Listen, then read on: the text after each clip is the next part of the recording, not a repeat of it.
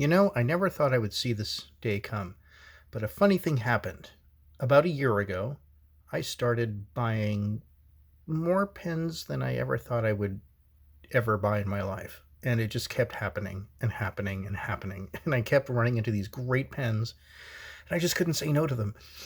And now I have entirely too many, even though I have about a 20th as many as Pierre Gustafson has, and he doesn't have the most pens of anybody I know either. Um, I know people who have 4 times as many as he does.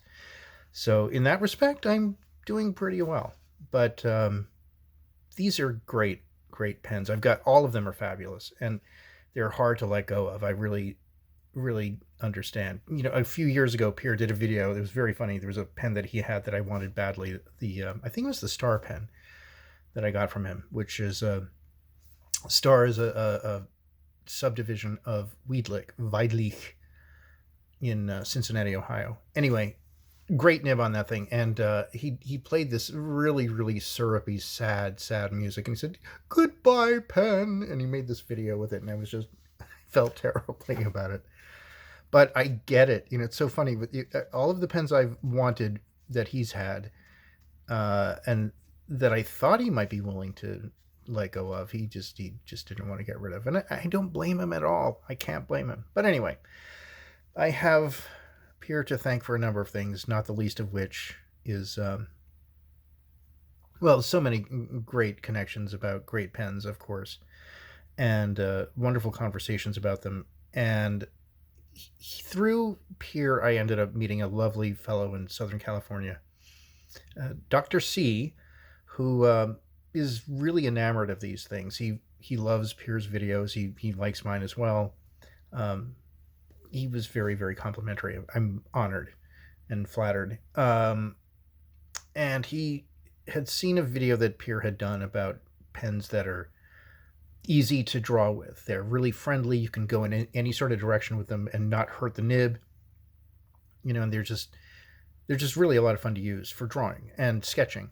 And it is indeed true that these nibs are very different. Some of them can produce just remarkable results, but they're just a real pain to control. They're very difficult to use unless you have a very skilled calligraphic hand.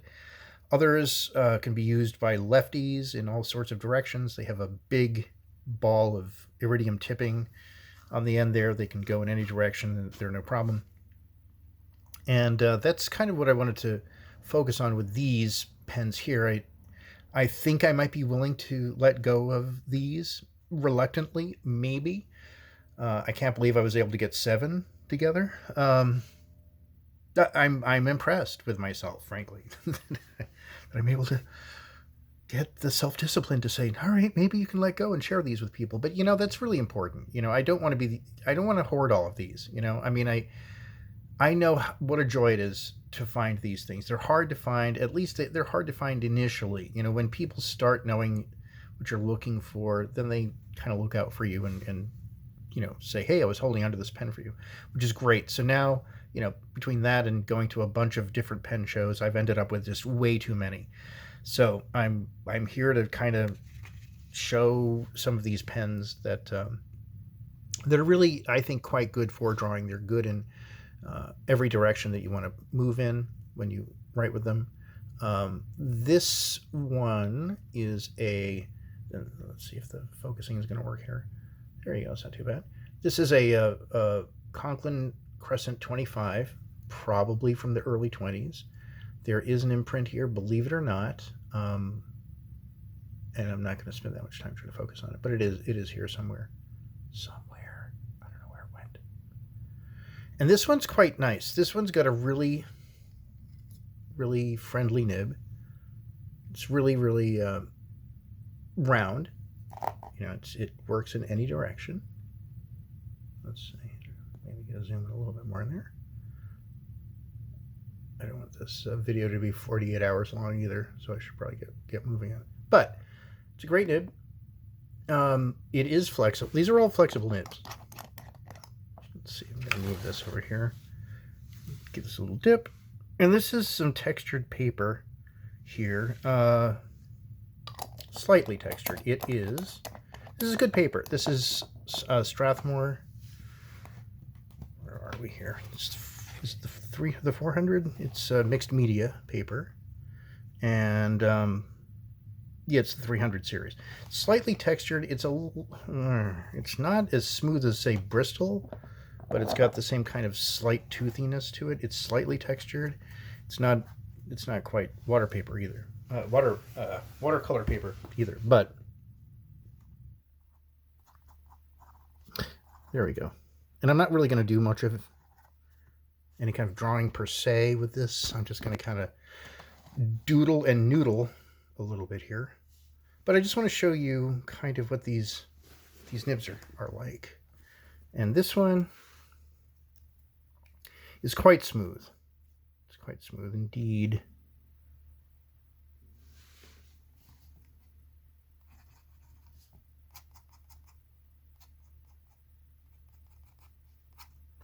You get a bunch of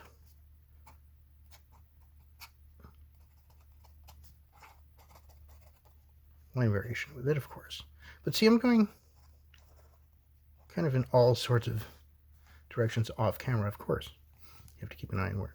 This is trickier than you might think, guys, gals, people. There you go. This one's nice.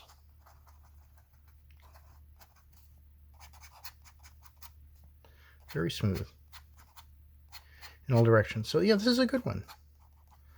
This is a nice one. This one I would not hesitate to recommend to folks. What else do we have over here? Moving right along, because I'm trying to keep this breezy and fun and to the point. This is a Waterman's 0552.5. This one is great. It has a fantastic nib. This is terribly important. It's just kind of cool to see the imprint. There you go. This definitely has some serious brassing on the clip here. This is definitely a user grade pen. This is not, worth $1 million because of the condition, but it's a great nib and a neat pen. It's a slightly unusual one too. These are harder to find than the straight 0552s. It's the Gothic pattern for anybody who cares about those things. Let's see, I'll zoom this out a little bit. There you go. Just a little dip. I hope this is doing these pens justice. It's kind of hard to do them justice because they're so good. Here we go.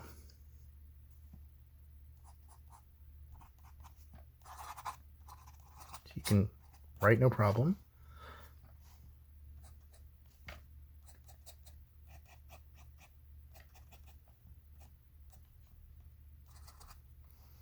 Yeah, this one's really nice. And again, this is somewhat textured paper, so, the fact that you're able to, wow, it's actually hard to talk and do this. I've got to give people a lot of credit for being able to do it. But the fact that you're able to, again, go in any direction, you're not going to scrape, you shouldn't be breaking off the tipping. I mean, maybe you will, but man, that would be bad news. That would be not good.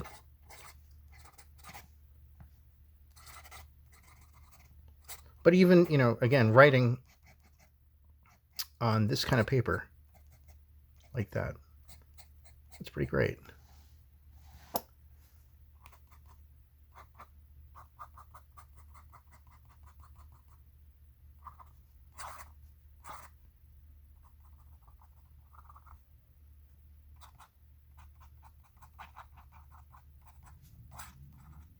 I like this one. Yeah, isn't this terrible? Now I want to buy my own pens. Of course I do.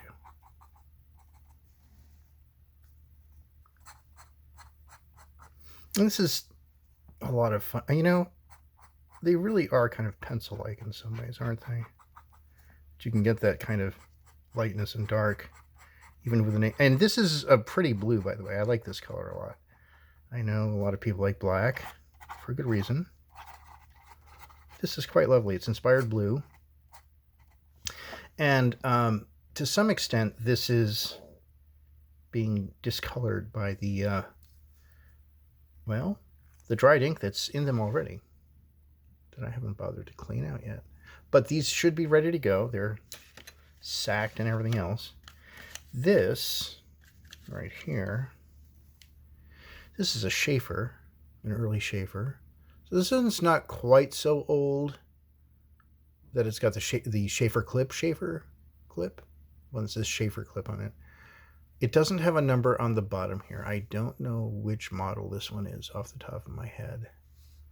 They had an absolutely inscrutable numbering system, but they did make great pens. And this is from before, with the chasing on that is really quite nice. They did this, yeah, this clip I think came out in 1923, and this is that's about when this is from.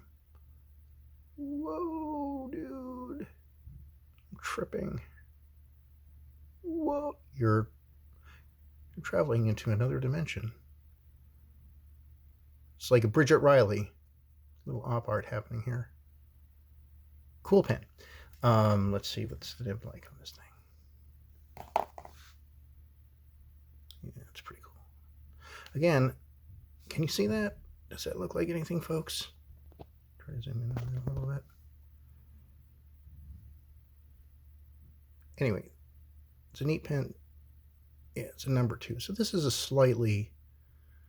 I think this nib might be slightly newer than the pen, but if it is, it's not by much.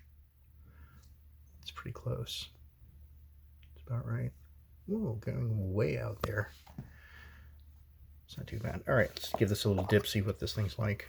These are all really...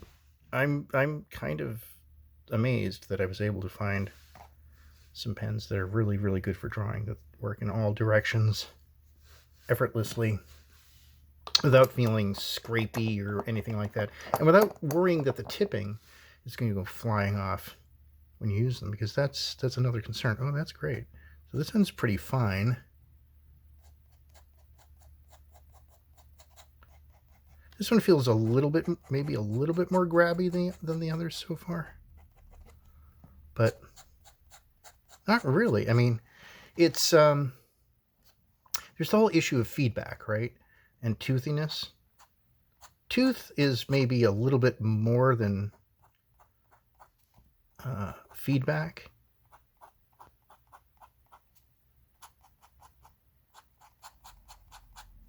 This one's nice and fine.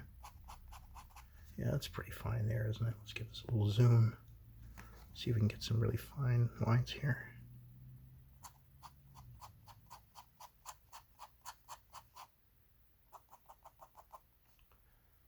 Yeah, this is pretty neat. Zoomed all the way in here.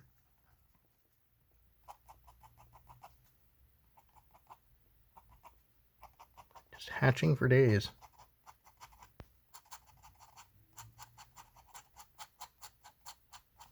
Again, you can get these cool gradients and bits of shading with all of these pens. This one's nice. They're all good.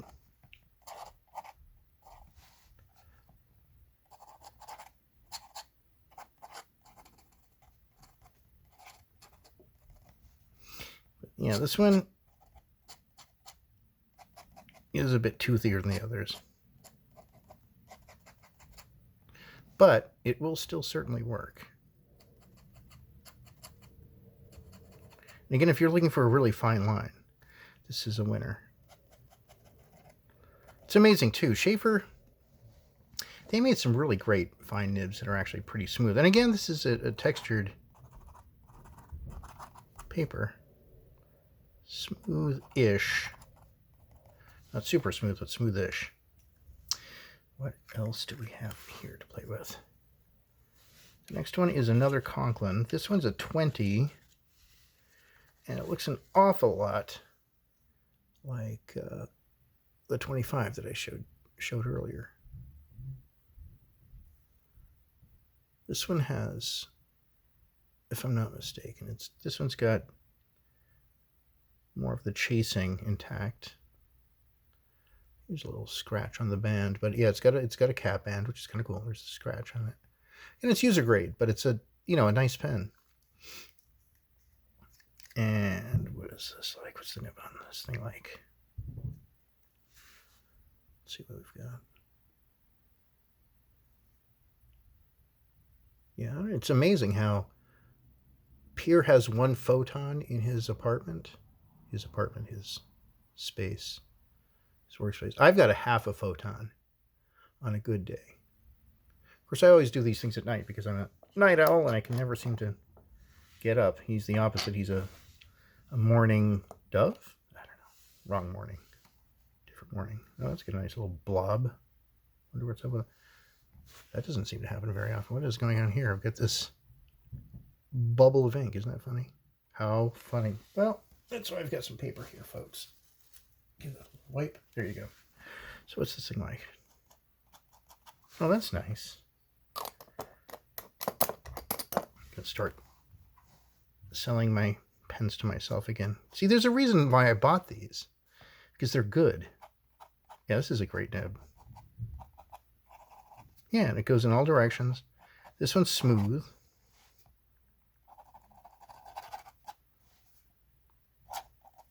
This is nice paper, by the way. It's not terribly expensive, but it works for all sorts of stuff.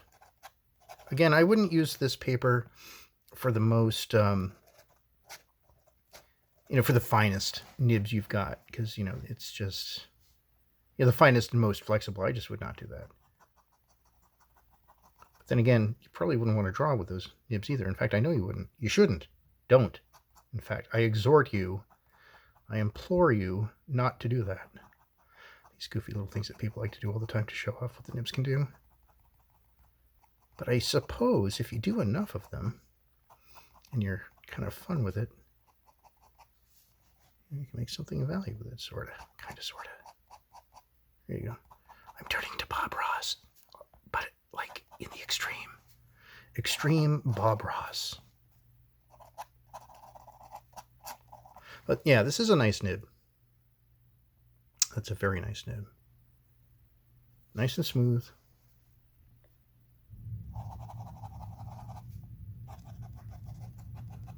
Going in all directions. Wee. It's a very abstract wee. Yeah. And then we're going to go to another nib. This pen, I really, to be quite honest with you, I am loath to sell this. Now, why, you might ask, right? I mean, look at it. It's spinached, for God's sake. That is, let me zoom out a little bit here. Here we go. I mean, the rubber sack has done a number on the celluloid here. So what happens is the celluloid, over time, like years, absorbs the sulfur and the stuff that's in the rubber sack, and it darkens a lot of celluloid. So it's supposed to look sort of like this green here. Look, Ma, all ink all the time, and it darkens. It gets like that. But I just adore this pen. I adore this nib. It's just an absolutely fantastic nib. It's incredible. I'm getting ink all over the place. Whoops. I'm dropping the pen. That's a good move. All right. Okay. It has been dipped. There you go. Put the cover on the thing. There we go. All right. Yeah, see, I was walking on air when I got this nib, or this pen. I'm calling it a nib. Well, it's because it's about the nib. But it's a great pen. This is a Wahl from about 1928. It still says Wahl pen on the clip. See, I like that. I like it when they are before Wahl Eversharp. I mean, they were that was the same company, but they called themselves Wahl Eversharp, starting in the late 20s. And this one just says Wahl pen, which is very cool. And just, man, these nibs are fantastic. They're great. They're great for drawing. Yeah, I don't even really want to sell this one. but, yeah, look at this thing. Again, super friendly, super easy to use.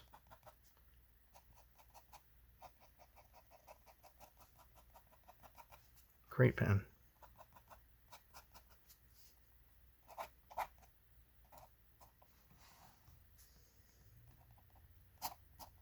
Yeah, this is a nice one. It's just really friendly. You know, you just want to write with this and scribble and make pretty things.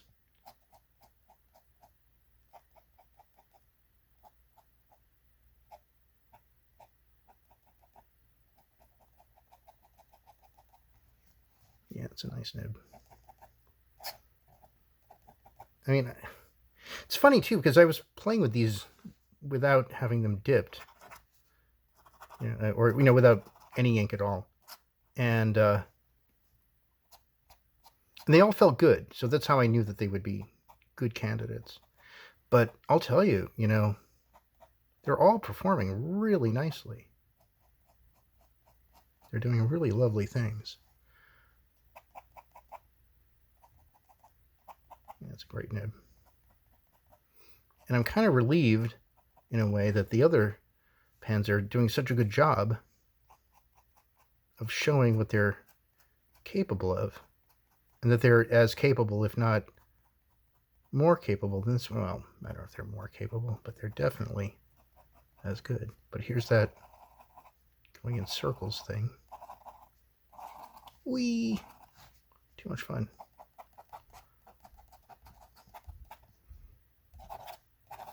So this one's great. I'd hate to sell this one. I would. I really would hate to sell it, but it's great.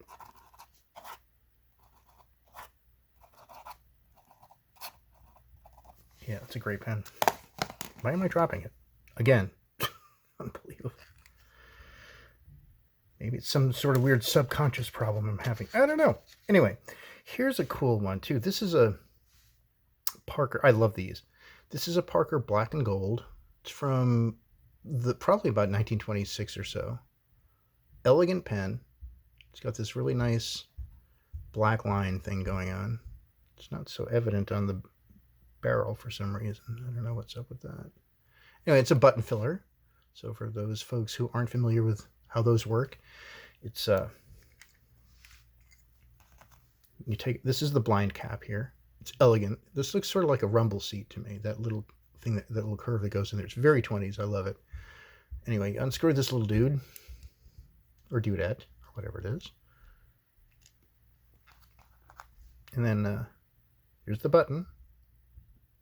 And you just, you put it in the ink and you just push down on that little dude. Then you let go. And you count to whatever, and you can do it a couple of times to fill it, and there you go. These should all be ready to go. These have all been, resacked, and the tines look good on these, so they're looking good. This little dip. All right, put that cap on there. It's amazing how, you do your best to be really neat, and then there's this little trail of ink that just seems to just follow you wherever you go. It's kind of like the pen equivalent of what's his name? Pigpen from Peanuts. Anyway, there you go. But this is, again, a great pen. They're all kind of not too dissimilar from each other. Yeah, totally friendly.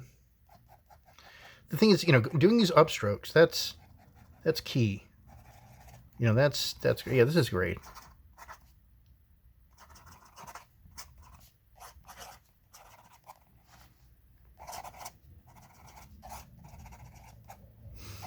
You know, the fact that you can write like that on a fairly textured paper that's got some porosity and some tooth, that's a good thing.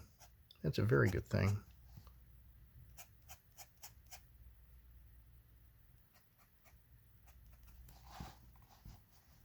So, here you go.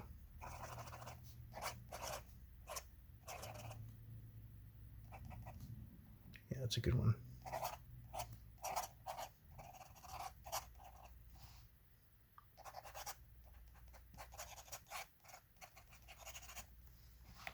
There you go. Yeah, I don't have a favorite out of these, you know that? They're all pretty darn good. God, you know, I wouldn't want to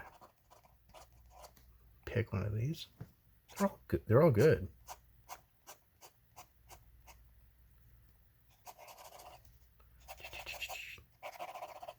Super quick.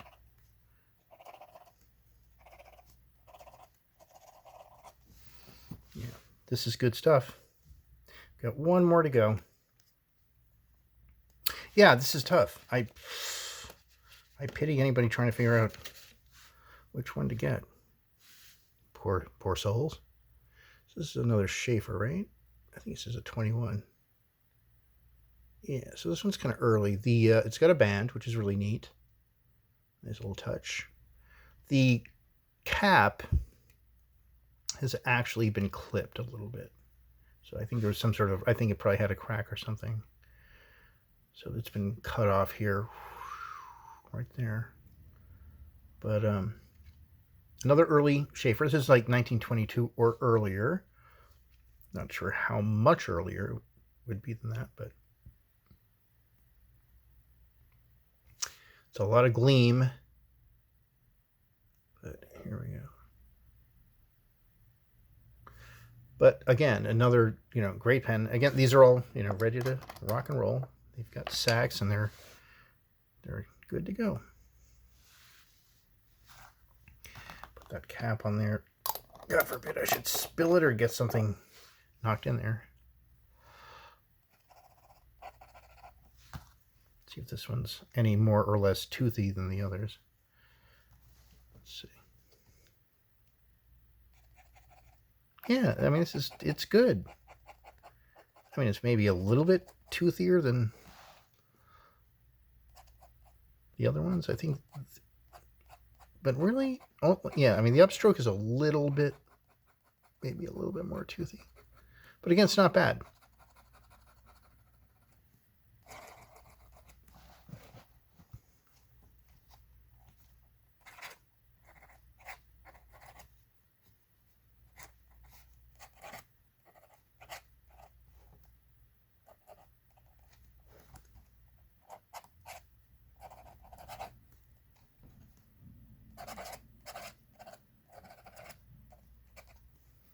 Nice. Yeah, again, yeah, that's pretty good. You know, if you want something that's really fine, this one's got a really fine line. Again, you know, it's one thing I like about these early Sheaffers. They just really made a good, smooth line. Or a smooth, fine nib, rather. It's amazing. I've completely lost my capacity to speak. There you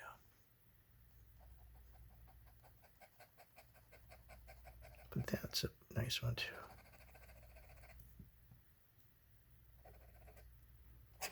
So you know, I don't know. I don't know which one I would recommend to anybody. It's all a matter of personal taste.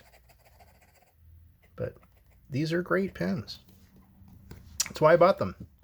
And I'm going to have to be the socialist that I am, I guess. And let a few of them go. Because, I mean, you know, there's a limit.